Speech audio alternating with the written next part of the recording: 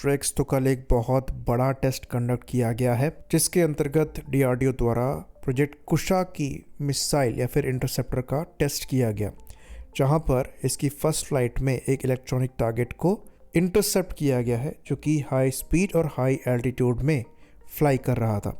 तो यहाँ पर ये तो कंफर्म किया गया है कि ये मेडन फ्लाइट थी Kusha long range surface to air missile की, और टारगेट सक्सेसफुली इंटरसेप्ट किया गया है। इसको बनाया जा रहा है डिफरेंट टाइप के एरियल थ्रेट्स को इंगेज करने के लिए। पर यहाँ पर ये कंफर्मेशन नहीं दिया है कि ये प्रोजेक्ट कुशा के अंतर्गत जो 3 इंटरसेप्टर बनाए जा रहे हैं M1, M2 और M3, उनमें से कौन सा था। तो अगर क्रोनोलॉजिकली देखा जाए तो यहाँ पर M1 का टेस्ट होना चाहिए, लेकिन क्योंकि जो बूस्टर फेज़ है वो यहाँ पर एडिशनली लगी दिख रही है, तो कुछ लोग इसे M2 भी बता रहे हैं। और जो अर्लियर ड्राइंग्स आई थी उसमें M1 में कोई बूस्टर फेज़ नहीं थी, M2 में बूस्टर फेज़ थी और M3 में बूस्टर फेज़ थी। तो यहाँ पर बीच में कुछ डॉक्यूमेंट्स आए हैं जो कि सजेस्ट करते हैं कि M1 के साथ बदलाव किए गए थे और एक बूस्टर फेज़ को ऐड किया गया था। इवन 2025 के अराउंड NAL की एनुअल रिपोर्ट में एक वेंटरनल मॉडल दिखा था, जो कि एग्जैक्टली उसी मिसाइल के डिज़ाइन का था जो कि फायर करके देखी गई है, और वो लाइकली M1 मिसाइल का था। तो ये जो मिसाइल आप देख रहे हैं, जिसको कई लोग M2 बता रहे हैं, ये लाइकली M1 है। तो M2 का जो बूस्टर डिज़ाइन है वो थोड़ा डिफरेंट है, M3 का फर्दर डिफरेंट है। साथ में M2 का जो बूस्टर है वो थोड़ा और बड़ा भी है, वहीं पर M3 का और भी ज़्यादा बड़ा है।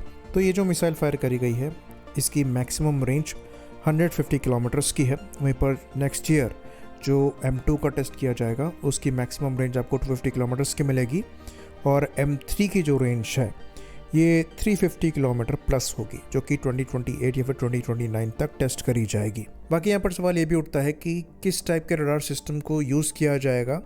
जैसा कि हम S-400 के केस में देखते हैं कि वहाँ पर स्पेसिफिक फायर कंट्रोल रडार्स और सर्च रडार्स दिए गए हैं, डिफरेंट बैटरीज के साथ डिफरेंट कॉन्फ़िगरेशन वहाँ पर होती हैं। तो उस टाइप से यहाँ पर किस टाइप का रडार होगा, तो कुशा के केस में कोई स्पेसिफिक रडार सिस्टम आपको नहीं मिलेगा। इंडियन एयरफोर्स के जो एग्जिस्टिंग रडार्स हैं, चाहे वो एक्स बैंड के हों, एस बैंड के हों, दूसरे सरफेस और मिसाइल सिस्टम के हों, ये सब नेटवर्क आर्किटेक्चर के अंतर्गत काम करेंगे और आपस में इंटरैक्ट करते हुए टारगेटिंग सॉल्यूशन इसको प्रोवाइड कराएंगे।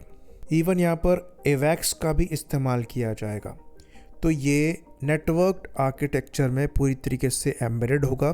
तो कोई स्पेसिफिक रडार सिस्टम आपको नहीं चाहिए होगा इनको टारगेट प्रोवाइड कराने के लिए और उनको गाइड करने के लिए, जिसकी वजह से अगर एनिमी सीड या फिर डेड जैसे मिशंस चलाता है तो उसको क्लू नहीं होगा कि किस रडार सिस्टम को टारगेट करने से ये एयर डिफेंस सिस्टम नाकाम हो जाएगा। ऑल्दो इनके खुद के साथ भी रडार सिस्टम आएंगे, पर वो स्पेसिफिकली आपको रिक्वायर्ड नहीं होंगे इनको यूज़ करने के लिए। तो फिलहाल गोल ये है कि 2032 तक करीबन 300 से 400 मिसाइल ईयर तक प्रोडक्शन रेट चाहिए होगा, जिसको लेकर बेल द्वारा और BDL द्वारा अपने इंफ्रास्ट्रक्चर में बदलाव किए जा रहे हैं। इवन बेल द्वारा करीबन 562 करोड़ जो हैं ये इंफ्रास्ट्रक्चर डेवलपमेंट में खर्च किए जाना स्टार्ट कर दिए गए हैं, और सोलार इंडस्ट्री भी यहाँ पर पार्टनर होगी। तो ये पूरी तरीके से इंडियन R&D है और इंडियन मैन्युफैक्चरिंग एफर्ट होगा, जिसमें पब्लिक और प्राइवेट सेक्टर की कंपनीज इन्वॉल्व होंगी। तो यहाँ पर इसको S-400 से कंपेयर किया जाता है, पर ये उससे काफ़ी ज़्यादा एडवांस होने वाला है। बाकी जो इसका M2 इंटरसेप्टर होगा, जिसकी मैक्सिमम रेंज 250 किलोमीटर्स की होगी, इसमें एंटी बैलिस्टिक मिसाइल कैपेबिलिटीज़ होंगी, जिसको इंडियन नेवी द्वारा एक्वायर करके ABM की तरह इस्तेमाल किया जाएगा। तो इसका जो डेवलपमेंट है वो काफ़ी तेज़ी से होने वाला है। पहली मिसाइल 2026 में फायर हुई है, वहीं पर 2030 तक सारे ट्रायल्स खत्म हो गए, प्रोडक्शन रेडी इसे बनाने का प्रयास रहेगा, और उसके 2 साल बाद 300 से 400 मिसाइल पर ईयर के प्रोडक्शन रेट को अचीव करने की कोशिश करी जाएगी। ये बात हम आपको बता दें कि रिक्वायरमेंट करीबन 10 से 12 प्रोजेक्ट कुशा के स्क्वाड्रंस की है, और इनको एयरफोर्स द्वारा ऑपरेट किया जाएगा। इनके सक्सेसफुल ट्रायल्स में एयरफोर्स ने भी कॉन्ग्रेचुलेट किया है, तो वो पूरी तरीके से यहाँ इन्वॉल्व है और कमिटेड है। बाकी इन एयर डिफेंस सिस्टम के एक्सपोर्ट पोटेंशियल भी काफ़ी ज़्यादा है।